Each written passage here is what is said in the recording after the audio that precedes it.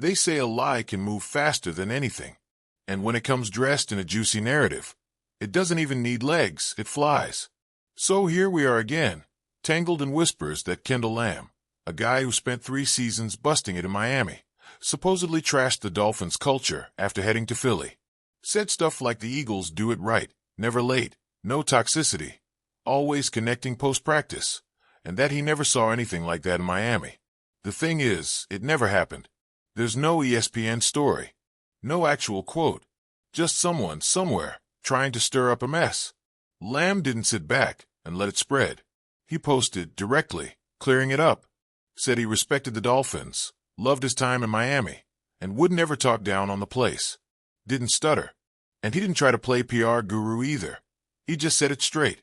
If you know him, that fits. He's not the guy who dodges. Not the one who pretends. If there was any weight to the claim, he'd own it. But he didn't. Because it's not true. But here's the part that hits deeper. The lie latched on to something already raw. Last season, before players cleared out for the offseason, Coach McDaniel pulled them in. Hit them with a straight message about punctuality. Being late wasn't just a habit, it was a problem. He didn't shout it to the media. He told his team. Quiet, targeted, but meaningful. The kind of thing that signals a shift. That wasn't random. It wasn't frustration. It was a moment meant to leave a mark. Fast forward a few months, and the Dolphins are in full reshuffle mode. Veterans let go. Salary caps tightened. Ramsey on the block. Jonnu Smith too. Youth taking over. A locker room reborn. Or at least, that's the idea. Because they've said it over and over and over again this offseason. The culture is changing. It's a new vibe. A different tone. Only, how do you know if it's real until the pressure shows up? That's the real test. Culture doesn't flex during easy wins or warm-ups. It reveals itself when things start breaking down, when injuries hit, when losses stack, when the schedule turns brutal and the scoreboard stings. That's when you see if a team holds or falls apart. And last year, yeah, they splintered. Not completely, but enough to remember it. So here we are, staring down a season where everyone knows what's at stake. The front office, the coaching staff, the players, they're all under the microscope. There's no time left to promise something better. It's either build something strong or get out of the way. Owner Steve Ross said as much. Back to GM, back to coach, but slipped in the real message. Continuity isn't the same as staying the same. Meaning, what we had last year wasn't good enough. They've cut spending, pushed away from the high-cost vets, tried something different, and now it's all on the line. This isn't about whether the locker room feels good. It's about whether this roster can win. That's it. That's the game. And look, it's strange, but a chunk of the fan base is quietly hoping for a meltdown, as if failure would spark a complete rebuild, wipe the board clean. The belief that everything needs to burn before something great can rise. But we've been here.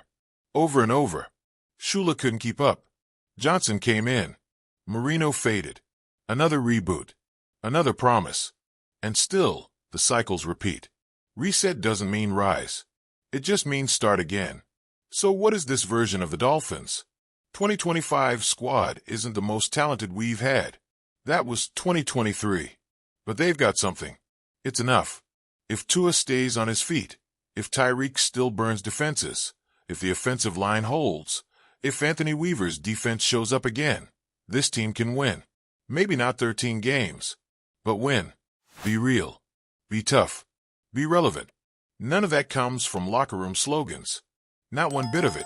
This game doesn't care how many meetings you hold or how many speeches you give. It's the reps, the hits, the choices in the fourth quarter. That's where you find culture. That's when it shows up, or it doesn't. And so much rides on health. That's the unspoken truth. Tua's body has to hold. He'll has to stay electric. The trenches can't fall apart.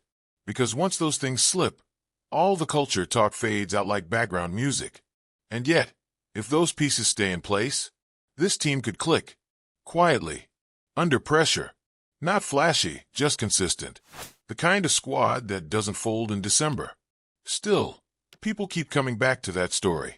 That fake quote. That rumor that Kendall Lamb torched the locker room on his way out.